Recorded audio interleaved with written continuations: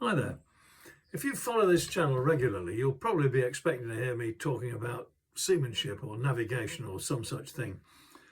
Well, this isn't about the direct aspects of seafaring. It's actually about people and about some bad stuff that's going on that we can all help with.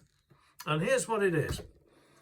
During the winter, I do a lot of lecturing. I go around clubs, some of them big and famous, some of them very small. And I enjoy them all because I get to meet people. I get to see what people are really doing, and it's important for me, and I love it. Now then, most of the clubs that I go lecturing with are on the coast. Their members are mainly people who've got yachts and who go sailing. They go cruising. Some of them sail around the world. Some of them just sail around the Solent between Southampton and the Isle of Wight. It doesn't matter. We all love it. We're all out there bending the wind to our purposes and making a boat go. But the people in these clubs always seem to say the same thing to me. They say, what are we going to do about the youngsters? We're not getting the youngsters in here. There's lots of us and we're all of a certain age. But the fact is, you have to get to a certain age, really, before you've got the money to buy a boat, unless you're totally dedicated and are prepared to put your whole life into the boat. But, you know, it's not for everybody, is it? So you have to wait till you've got some money. So what about the young people? What about the children? Well, you find them in little sailing clubs around the place.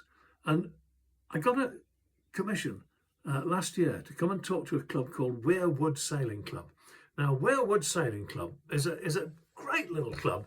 It's just southeast of London, in the countryside. It's in a great big forest, really, and you come through the trees and you burst out, and there's this wonderful lake in front of you. It's actually a reservoir, and in the lake there are boats sailing, and there's a little clubhouse at the end, and that's Weir Wood, and it's a great little club.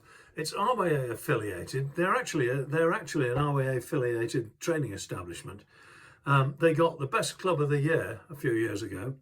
They race. They send some of their racing people to international competition, and they've got a lot of national champions amongst their members.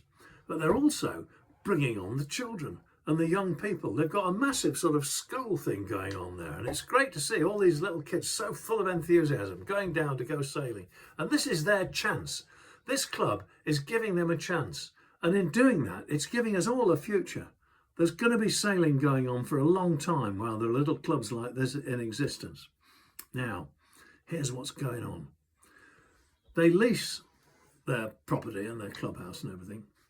The landlord has decided that he doesn't want this little club in here with these nice people going sailing and quietly enjoying the facilities and staying out of everybody's way.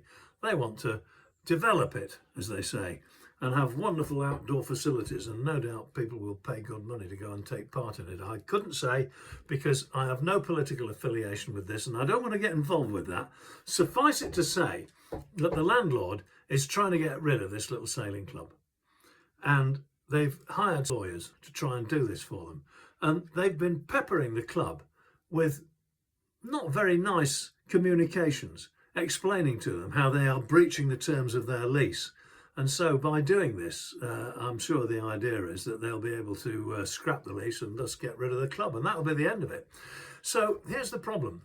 The members of the club and the committee are not rich people. They're people like you and I, and suddenly they're up against this big corporate machine, and the money they require to fight it, it's frightening, really. And they're going to have to go to court. If they go to court and they lose the case, the club will definitely close down. It's even possible that some of the people who are trying to save it will take a terrible hit, might even be ruined. Now, we can all do something about this. We can join their crowdfunding scheme to just pledge a bit of money. It will also give them confidence to fight the case, knowing that they've got some money behind them. They can then go into court with some really good lawyers and fight these people and try and keep sailing going on Weir Wood Lake. It would be a great thing if we were all able to join together and help them to do that. So, well, let's do it. Here's the information you need. It's coming up on the screen now. Get your pad and paper out, write it down, and then get on there, read the full story, which is all on the site, and see what you can do to help.